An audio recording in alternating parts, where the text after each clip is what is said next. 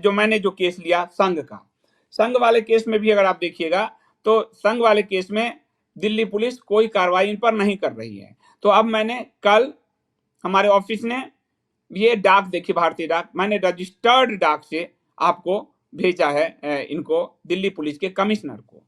संघ प्रमुख मोहन भागवत, संघ की पत्रिका 5 जन, ऑर्गेनाइजर उसके संपादक हितेश शंकर, प्रफुल्ल केतकर के विरुद्ध महाभारत काल के सगे भाइयों हंस और डिंबक को समलैंगिक कहने, छापने और भगवान कृष्ण को अफवाहबाज कहने के कारण जो मैंने बिंदापुर थाने में मामला दर्ज कराया, उस पर कोई कार्रवाई दिल्ली पुलिस नहीं कर रही, क्योंकि दिल्ली पुलिस अमित शाह के अधीन है। तो अब मैंने पुलिस कमिश्नर को ये रजिस्टर्ड स्पीड पोस्ट कर दिया है, उनका भी कोई रिस्पॉन्स नहीं आएगा तो मैं अदालत की शरण जाऊंगा।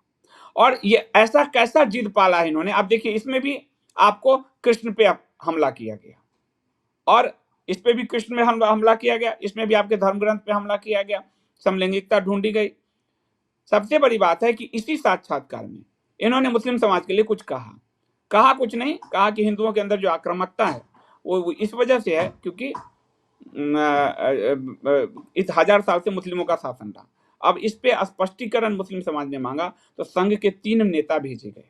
ये देखिए, आपको मैंने बता रहा हूँ, ये नवार टाइम्स की खबर देखिए, शाहिद सिद्दीकी उस बैठक में था कि मुस्लिम पक्ष की तरफ से हाल ही में संघ प्रमुख मोहन भागवत द्वारा दिए गए इंटरव्यू का मसला उठाया गया, जिसके जवाब में संघ नेताओं की तरफ से, नेता कौन गए थे? रामलाल, नेता गए इंद्रिश कुमार और नेता गए कृष्ण गोपाल। 5 जन में छपा हिंदी का इंटरव्यू पढ़कर सुनाया गया। मुस्लिम समाज बैठा और ये पढ़कर सुनाए संघ के नेता, और बताया गया कि इसको मीडिया ने तोड़ मरोड़ के पेश किया है। तो मुस्लिम समाज की थोड़ी सी गिदर भपकी से ये पढ़ के सुनाने, घुटने के बल पर लेटने पहुंच गए। लेकिन हिंदू समाज पर जो इन्होंने किया आघात, उस पे ये कोई रिस्पॉन्स नहीं दे रहे हैं कि तुम्हारा है कौन हिंदू समाज का? तुम अनाथ हो, हम ही हैं हिंदू समाज के। हम मुस्लिम मंच बनाए, ईसाई मंच बनाए, लेकिन हम ही ठेकेदार हैं, तुम होते कौन हो? और इसलिए ये माफी तक नहीं मांग रहे कृष्ण पे को अफवाहबाज करके, हंस और डिंबक को सगे भाई को समलैंगिक करके। ये इनकी धृष्टता है। पर मुस्लिम समाज के लिए कुछ नहीं इन्होंने कहा। उन्होंने सिर्फ यही कहा कि इतने शासन के बाद हिंदू थोड़ा आक्रामक हो गया, इसके लिए वो माफी मांगने पहुंच गए, नाक रगड़ने पहुंच गए। तीनों नेता खड़े होकर 5 जन पढ़ के सुना रहे कि भागवत जी का ये आशय नहीं था। तो ये जो दुर्दशा है हिंदू समाज की, वो इसलिए है कि आप अगर भारत की राजनीति को ठीक से देखें, गांधी की अभी पुण्यतिथि हुई, ध्यान से देखिए, मुस्लिमों ने उस समय जिन्ना कूद रहे थे, लेकिन जिन्ना को वोट नहीं दिया था। मुस्लिम कभी भी नेता और पार्टी के पीछे नहीं गया। मुस्लिम गया अपने मुद्दे को लेकर, अपने मजहबी मुद्दे को लेकर। इसलिए गांधी का भी उसने उपयोग किया, और खिलाफत मूवमेंट में गांधी का उपयोग किया। खलीफा को, तुर्की के खलीफा को बहाल कराने के लिए गांधी का इस्तेमाल किया।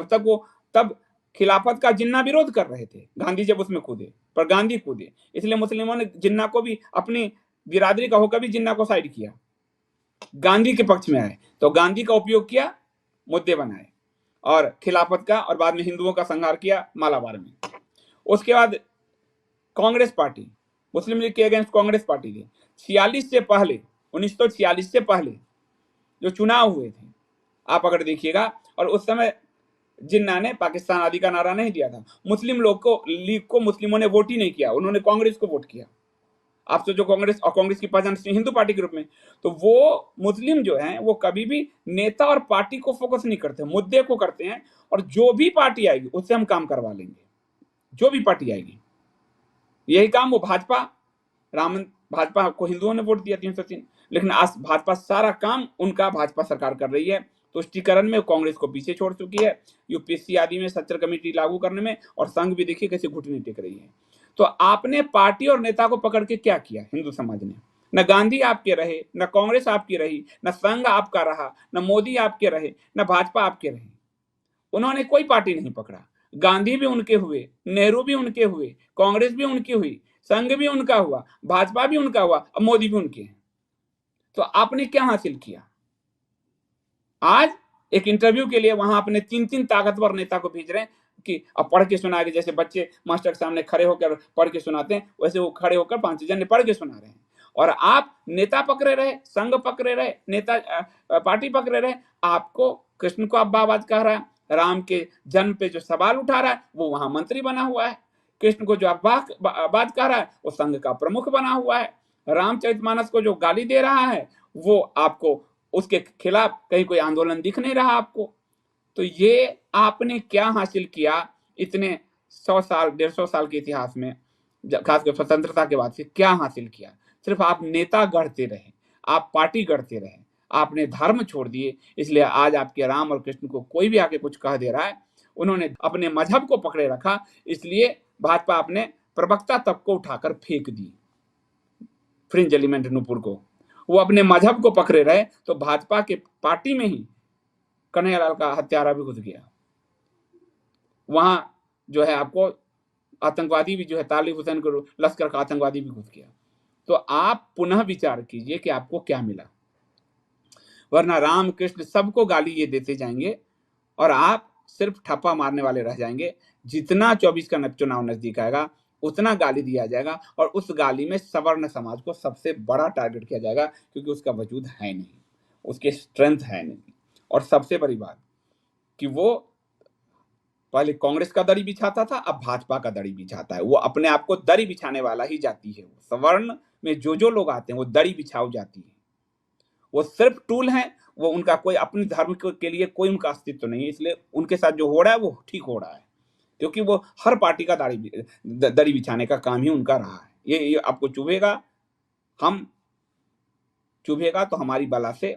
साफ बात यही कि अभी भी वो राम के साथ जो लोग लड़ रहे हैं, कई ओबीसी समाज के लोग लड़ रहे हैं कि हम ओबीसी से हैं, लेकिन हम राम को, कई एसटी समाज के लोग लड़ रहे हैं, लेकिन कई सवर्ण समाज के लोग लड़ रहे हैं, लेकिन जो सवर्ण के नेता सब हैं वो मुंह पे चुप्पी बैठे हैं, क्योंकि उनको टिकट चाहिए, उनको वोट चाहिए। आप देखिए, एक अगर भारतीय जनता पार्टी में नुपुर ने बोला तो भाजपा के अल्पसंख्यक मोर्चा के अध्यक्ष ने नुपुर के खिलाफ मोर्चा खोला। लेकिन आज राम को गाली दिया जा रहा है, आज कृष्ण को गाली दिया जा रहा है, भाजपा का सवर्ण का कोई नेता बोला आपको? नहीं बोलेगा। उल्टा एक मंत्री बना हुआ है संजय निषाद यूपी में। तो ये स्थिति है, आपके अस्तित्व इतने रूप से डायलूट हो चुके हैं कि अब आपको पता ही नहीं चल रहा है कि कौन सच। आपको कोई सच कहने वाला भी आपको आपका शत्रु लगता है, और झूठ आपके गला कटवाने वाले भी आपको आपका मित्र लगता है, क्योंकि इतना ज्यादा डायलूजन आ चुका है आपके जीवन में। उस डायलूजन से निकलिए बाहर, नहीं तो ऐसा ना हो कि आपके बेटे को भी, जो लोग भारत की नागरिकता छोड़ के कहीं और बस रहे हैं, वहां भागना पड़े, और जो अपनी धरती का ना वहां भी आप दौड़ाए जाओगे। और फिर कोई और सरकार आएगी तो कहोगे, जैसे आज मोदी जी को कहते हो, किसी को कहोगे और हवाई जहाज का पहिया पकड़ के आओगे। जहां जहां से अभी फंसे थे तो भारत सरकार ही निकाली, तो वो भी आपकी ताकत इंडिया लिखा हुआ पासपोर्ट में तभी है। इसलिए आप कहाँ तक भागोगे? भागने वाले कश्मीर से भागे, भागने वाले पश्चिमी पाकिस्तान से भागे, पूर्वी पाकिस्तान से भागे, बंगाल से भागे, केरल से भागे, भागते भागते जमीन आपकी कम पड़ जाएगी। सच्चाई यही है। तो ये गाली वालों को पहचानिए। ये गाली वाले राजनीतिक लोग हैं, चुनावी हथकंडे अपना रहे हैं।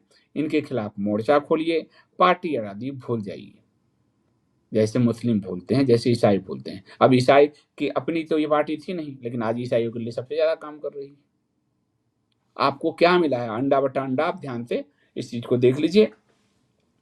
मैं आप सबसे यही कहूंगा कि धर्म को धारण कीजिएगा तो धर्म आपको बचाएगा, नहीं धारण कीजिएगा तो मेरा क्या बिगाड़िएगा? आप क्या बिगाड़ लीजिएगा मेरा? आपका अपना अस्तित्व खत्म होगा। किसी के पीछे जाने वाले हमेशा भीड़ होते हैं। आप कभी भी नेतृत्व तो नहीं दे सकते, आप पीछे ही जाओगे। नेताजी के साथ एक सेल्फी के अलावा आपको क्या मिलने वाला है? आपको कुछ नहीं मिलने वाला है। ये स्थिति है आपकी। इसलिए सोचिए और धर्म पे को धारण कीजिए, नेताओं को एक्सपोज कीजिए। और मैं तो लड़ ही रहा हूँ अपने कुछ मुट्ठी भर साथियों के साथ, तो मैं तो लड़ता ही रहूंगा, क्योंकि धर्म के लिए जो लड़ता है या तो वीरगति मिलती है, या फिर धर्म उसको इतिहास में बना कर रख देता है। पर जो पीछे जाते हैं, न वो इतिहास में कहीं हैं, न उनको स्वर्ग की प्राप्ति होती है, न कोई कीर्ति मिलती है। ये भगवान श्री कृष्ण अर्जुन को समझा रहे हैं गीता के दूसरे अध्याय में। तो आज के लिए इतना ही। बहुत बहुत धन्यवाद।